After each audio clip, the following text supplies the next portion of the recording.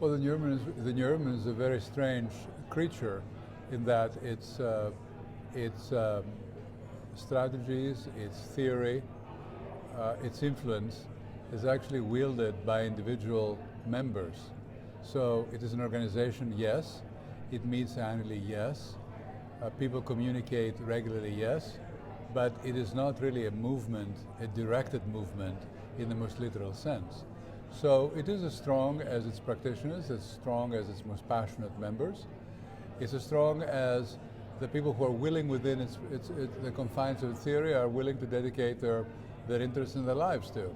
So yes, it could have been achieved more, it could have achieved more, but it really has achieved a great deal more than one would have expected 25 years ago, because there are multiple dimensions of involvement. In the beginning of the movement, there were three basic scales: the scale of the region, the scale of the neighborhood, the district, and the corridor, and the scale of the building, the street, and the lot. And all of these have been, in many ways, have been taken on theoretically and practically by a huge number of people. There's a great number of books, there's a great number of projects, there's a huge number of successes, there's a spectacular number of failures, and the skirmishes have generated a great deal of interest around these ideas, and the hope is that those who believe in new urbanism and those who don't believe in new urbanism are equally affected by the primacy and importance of city making, and in the next 25 years are going to be even more important in the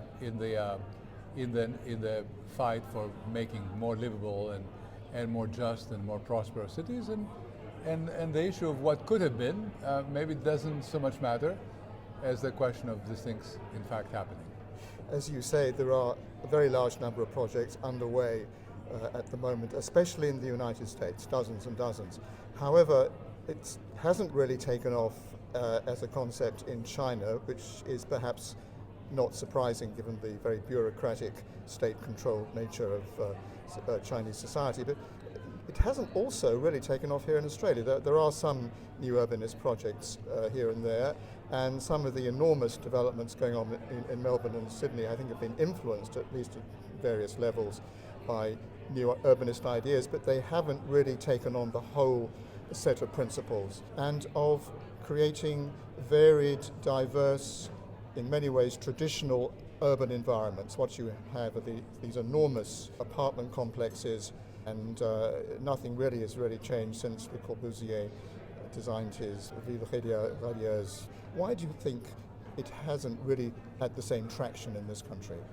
Well, you asked three questions in one, so I'll answer them. I'll try to answer them one by one.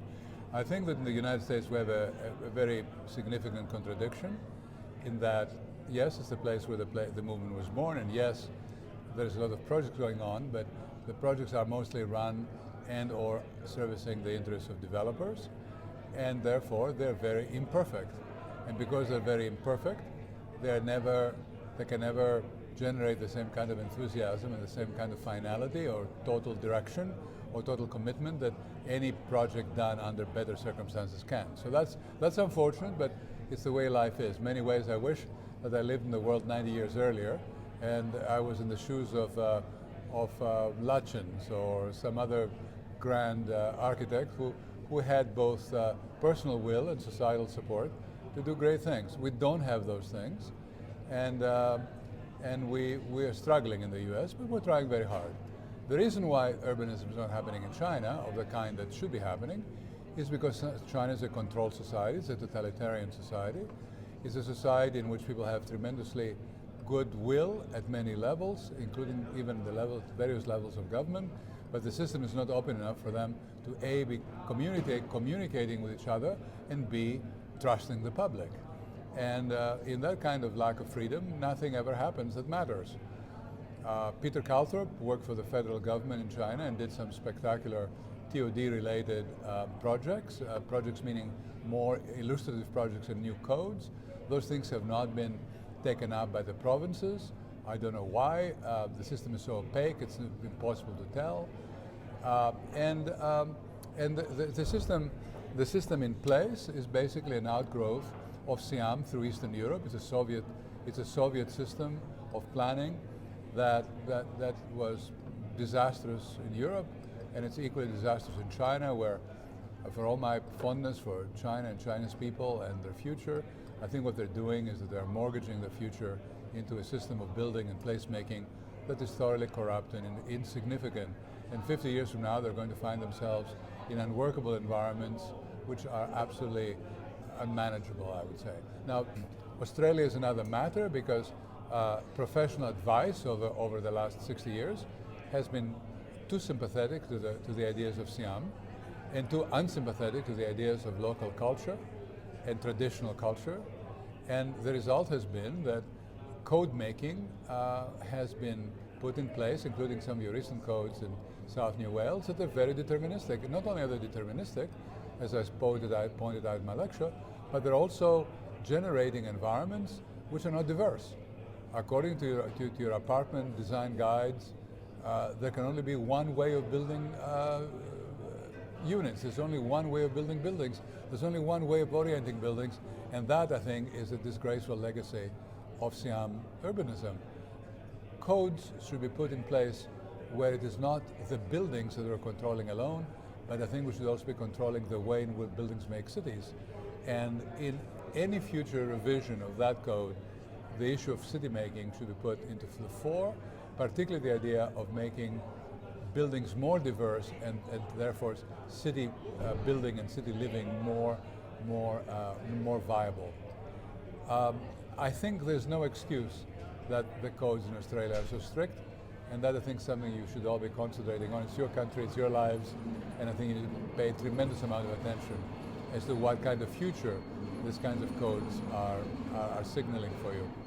This presumably explains why attempts to replicate the traditional Australian terrace house form, which obviously has its origins in the United Kingdom, tend not to be successful because these rigid building codes, as you point out, militate against recreating the charm, the atmosphere, the sense of place of traditional late 19th century inner suburban areas like Paddington, Glebe, Balmain, Newtown, for example. Well, this is my third visit to Sydney. I think my fifth visit to Australia. You live in a remarkable country, you live in a remarkable culture, one I admire a great deal. And you know, every huge, great city like this cannot be taken in one visit. So in this particular visit, I was privileged to be taken to a number of your eastern suburbs, beginning with the areas east of the downtown, east of the harbour, and the quality of Port Elizabeth and Two Harbours and all the way down to Watson Bay, town after town after town after town after town, is more extraordinary than the next one. And you have to ask the question, if those places are so insanely expensive, if this place is so insanely desirable, if these places are so very beautiful, why are we not building in a fashion that makes more beautiful Australia as opposed to barracks in the suburbs of Warsaw? I mean, why are we doing this? I think that's a question you should all be asking. It is not that density is insignificant.